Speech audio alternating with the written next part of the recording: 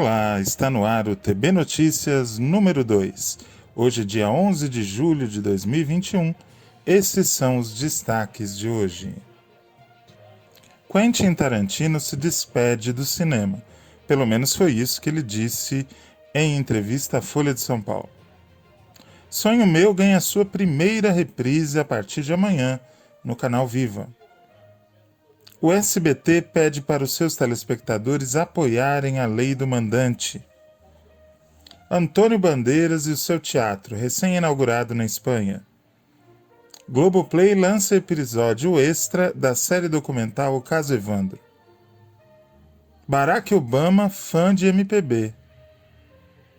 Dedé Santana diz que esperava maior reconhecimento por trabalho no cinema. Plataforma de streaming do Telecine exibe o Festival do Rio. Fôlego da Netflix gera dilema para a TV Globo. O diretor de Instinto Selvagem critica o puritanismo em relação ao sexo. As mortes de Rafaela Carrà, Rodolfo Stuckert, Esther Bejarano e de Renata Palottini. Tudo isso hoje no TB Notícias. O jornalista Leonardo Sanches publicou na Folha Press, no dia 9, 2 da tarde, que o autor, diretor, ator, homem de cinema Quentin Tarantino dirá mesmo adeus ao cinema depois do próximo filme para virar um escritor. A ideia dele é sair de cena dentro de alguns anos para se dedicar a outras romantizações.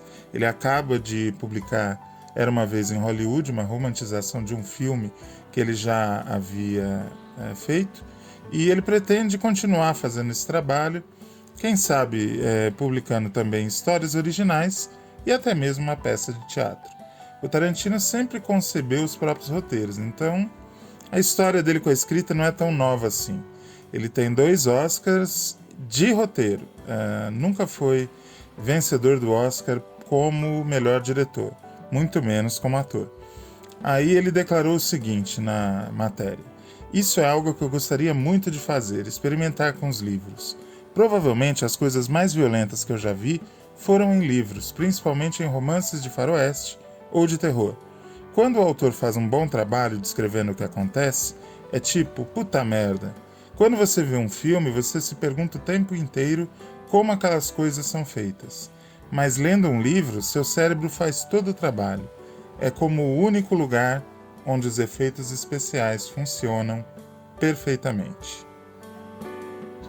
Cristina Padiglione publicou no portal F5 da Folha de São Paulo que a novela Sonho Meu, de Marcílio Moraes, ganha sua primeira reprise na TV pela tela do Viva. A novela de 1993 nunca foi reprisada e a partir dessa segunda, dia 12, meio-dia e meia, estará no ar de um canal. No enredo da novela, a pequena Maria Carolina, personagem de Carolina Panavanelli, enfrentava as dificuldades de forma lúdica com seu protetor e amigo, o tio Zé, falecido ator Elias Glazer. Também havia ali o cãozinho Toff. Para o Eric Johnson, que fez Sonho Meu e declarou algumas palavras para Cristina Padiglione, a temporalidade da trama está na sua universalidade. É uma história leve, bonita, romântica e surpreendente em vários momentos. Eu fui muito feliz em ter participado dessa novela. Com toda certeza, as pessoas vão curtir porque é muito bem produzida. Então fica aí a dica, quem quiser uma nostalgia da infância, dos tempos passados, a novela Sonho Meu estreia nessa segunda, meio-dia e meia, no Viva. O site Teleguiado, por meio do jornalista Leandro Sarubo, publicou o seguinte: o SBT exibiu no aquecimento para Brasil e Argentina, que rolou no último sábado, um apelo para que os telespectadores pressionem seus deputados a aprovar o texto original do projeto de lei do futebol livre, que dá aos clubes a prerrogativa de negociar com qualquer emissora os direitos de exibição das partidas realizadas em seus estádios. O narrador Tauro José, que é a principal voz do canal no que diz respeito ao esporte, sinalizou que a Câmara deve analisar o texto nessa semana. A validação do documento beneficiará times e torcedores. Também conhecida como Lei do Mandante, a proposta em tramitação na Câmara é encabeçada pelo Flamengo desde 2020. Extraoficialmente, a primeira partida exibida em TV aberta neste modelo foi a final do Campeonato Carioca do ano passado, vencida pelo Rubro Negro e exibida pela SBT. Caso o texto seja aprovado na íntegra, como desejam os clubes e algumas redes de TV, a Globo seria a grande prejudicada, em tese. A emissora hoje está negociando os eventos diretamente com a CBF, repassando às equipes cotas variáveis, negociadas caso a caso. Sem essa unidade, o Palmeiras, o Corinthians, Flamengo e São Paulo passam a ser livres para decidir quem fará a cobertura. O ator espanhol Antônio Bandeiras chegou aos 60 anos à frente do maior desafio de sua vida profissional. O astro de Hollywood inaugurou recentemente um teatro próprio em sua cidade, Málaga, e movimentou o palco durante a pandemia. Ele estreou diretamente da sua casa de espetáculos a série musical Escena em Blanco e Negro, Cena em Branco e Preto.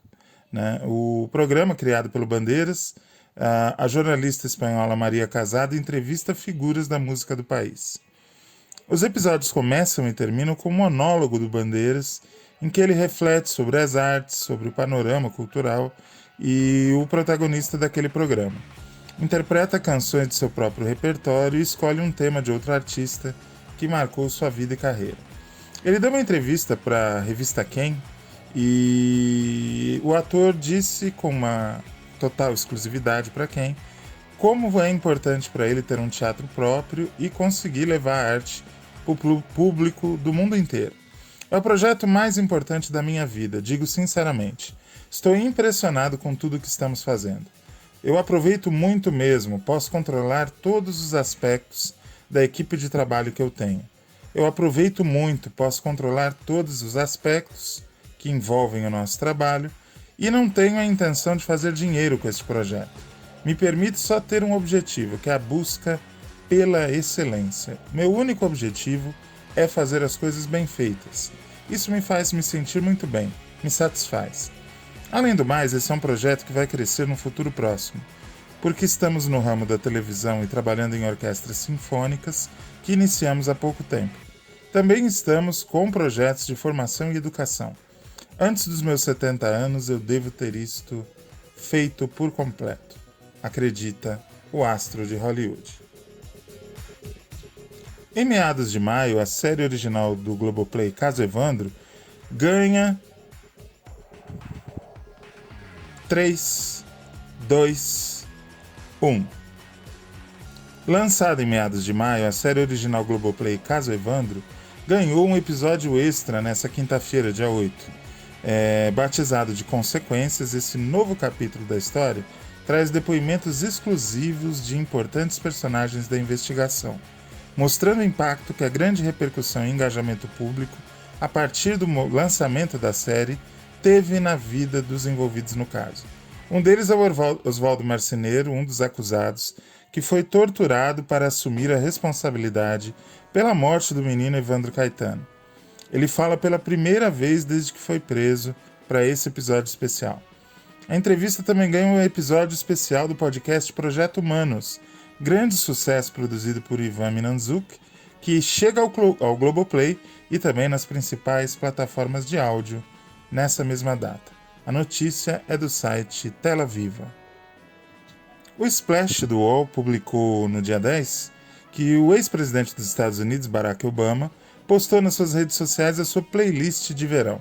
Entre as músicas indicadas está um clássico brasileiro, Águas de Março, composição de Tom Jobim, mas na lista do presidente está a versão interpretada por Tom e Elis Regina. Aí palavras do Barack Obama. Com tantas pessoas se reunindo com amigos e família, temos muitas coisas para celebrar neste verão. Aqui está uma playlist de músicas que venho ouvindo nos últimos tempos. É um mix do novo com o velho, nomes da casa e artistas emergentes. E muita coisa velha no meio disso.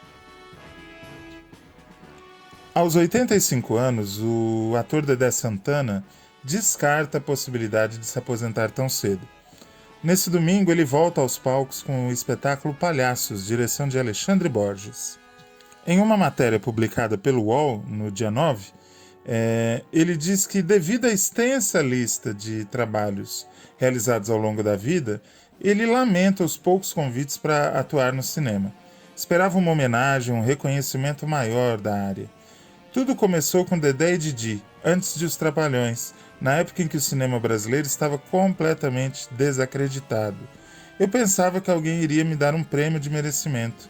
Ensinei as crianças a assistir filme nacional, que ninguém queria ver.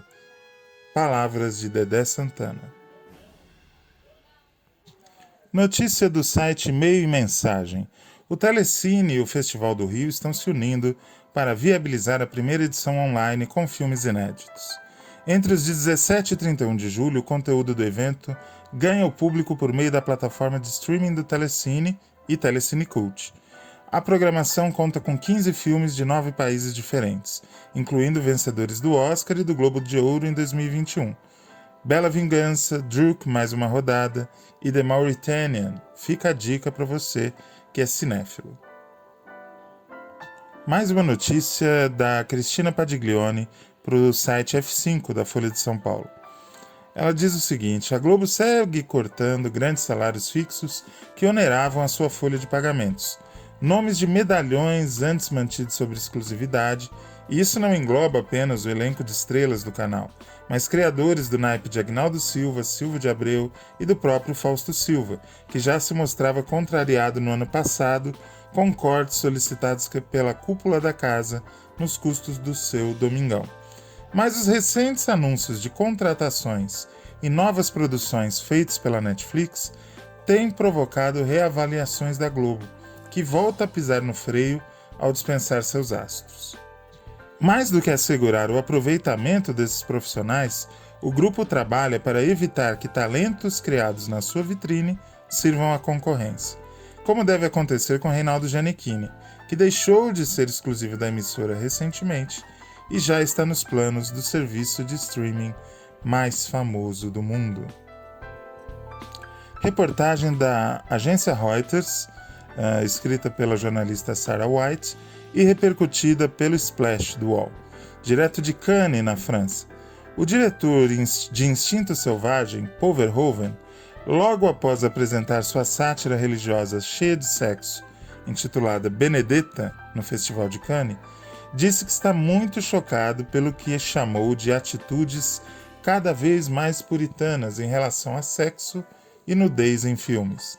Em Benedetta, que compete por prêmios no festival francês, Verhoeven mostra a relação lésbica entre duas freiras no século XVII, com base em uma história real que foi desenterrada por um historiador. Agora, palavras do diretor. No geral, quando as pessoas fazem sexo, elas tiram a roupa, disse Verhoeven em uma entrevista coletiva após a estreia do filme na Riviera Francesa, onde o elenco foi questionado se essa forma de nudez era mal vista no cinema hoje. Mais uma declaração de Paul Verhoeven. Fico chocado que não queremos olhar para a realidade da vida. Morreu aos 78 anos a cantora, apresentadora de televisão, ícone italiano Raffaella Carrà. Ela tinha 78 anos. Era uma artista popular não apenas na Itália, mas também na Espanha e na América Latina, especialmente na Argentina, Chile, México e Peru. A causa da morte não foi divulgada e essa informação é da agência France Press. Também perdemos essa semana, aos 67 anos, o fotógrafo Rodolfo Stuckert, referência do fotojornalismo brasileiro. Ele teve uma infecção generalizada e morreu na sexta-feira, dia 9. Ele deixa esposa e 2 filhos. Essa informação é do Correio Brasiliense. Ele era servidor aposentado da Câmara dos Deputados e fazia parte de uma família de fotógrafos reconhecidos na capital federal e no Brasil. Ele teve uma infecção urinária que evoluiu para generalizada, não resistiu às complicações da doença e morreu na manhã desta sexta-feira no Hospital Santa Lúcia Sul, em Brasília. Estava internado desde a véspera. Ele deixou a mulher e 2 filhos de 32 e 27 anos. Dia 10 nós perdemos a sobrevivente do Holocausto, Esther Bejarano. É uma artista judia que sobreviveu a Auschwitz ao tocar na orquestra do campo. E ela dedicou até os últimos dias de sua vida a conscientizar gerações sobre o perigo do fascismo e do racismo. Ela tinha 96 anos. Teve essa luta, né, de conscientização aos horrores do fascismo, do racismo e do Holocausto, e graças a Deus não viu o tanto de simpatizantes com essas ideias que existem aqui no nosso país. Nosso silêncio e respeito a todos que sabem o significado da luta de Esther Bejarano. Agora uma nota de falecimento muito sentida por todos. A nossa querida Renata Palottini, poeta, dramaturga, contista, romancista, tradutora, ensaísta, uma mulher absolutamente genial, morreu às 6h30 da manhã desta quinta-feira. Ela tinha 90 anos e lutava contra o mieloma.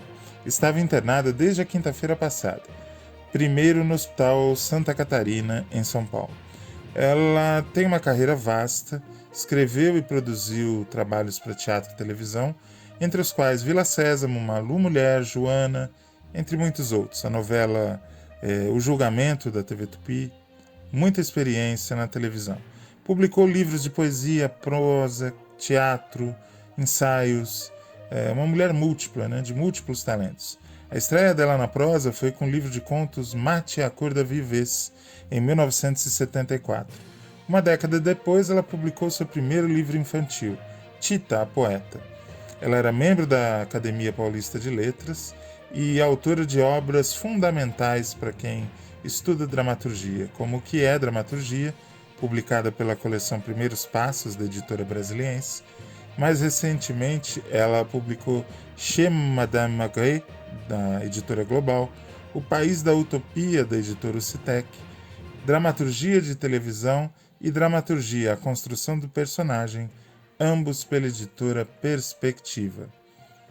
Essas informações também foram obtidas no site Splash, do UOL. Com essas notas de falecimento, muito tristes, mas necessárias para sua informação, encerramos o TB Notícias número 2. Muito obrigado pela audiência, um beijo, abraço, aperto de mão. Tchau, tchau.